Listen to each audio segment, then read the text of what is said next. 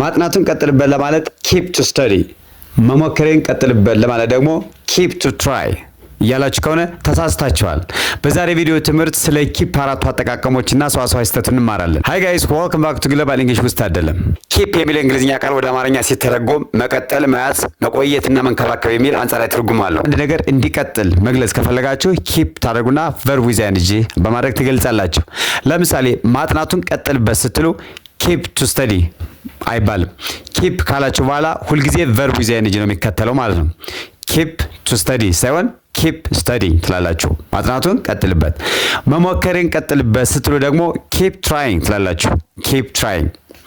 እንግሊዘኛ መለማመዱን ቀጥልበት ማለት ስትፈልጉ ደግሞ keep practicing English keep practicing English ትላላችሁ። ስለዚህ አንድ ነገር መቀጠል እንዳለበት መግለጽ ስትፈልጉ keep ታደርጉና verb with ing ታደርጋላችሁ ማለት ነው። እየፈሰሰ ይቆይ ማለት ስትፈልጉ keep the water running keep the water running።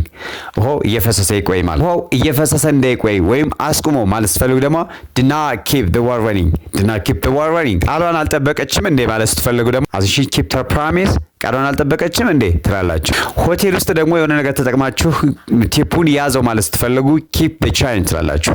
keep the change። በሁለተኛ ደረጃ ደግሞ አንድ ሰው ባለበት ሌቭል እንዲቀጥል ወይም እንዲቆይ እንደቀንስ ባለበት እንዲቆይ መግለጽ ስትፈልጉ ለምሳሌ ደረጃህን ባለበት እንዲቀጥል አድርግ ማለት ስትፈልጉ keep your grade up ትላላችሁ። keep your grade up in a sense keep it up ቀጥልበት ማለት ትችላላችሁ። እንደዚሁም ደግሞ ከኪፕ በኋላ ናውን ፕላስ አድጀክቲቭ በማድረግ መግለጽ ትችላላችሁ። ለምሳሌ ሩሙ እንደጸዳ ይቆይ ማለት ስትፈልጉ keep the room clean keep the room clean ትላላችሁ።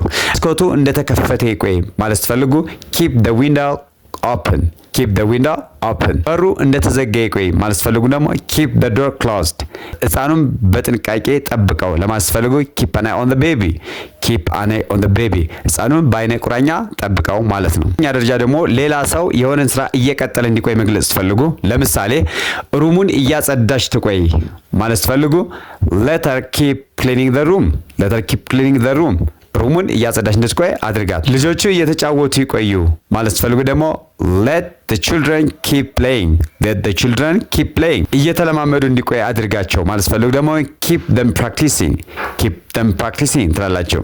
ስለዚህ ሁልጊዜ keepን ስትጠቀሙ ከkeep በኋላ verb with ing ነው የምትጠቀሙ ማለት ነው። keep practicing English ነው እንጂ keep to practice English አትሉ ማለት ነው። keep plus verb with ing ማለት ነው።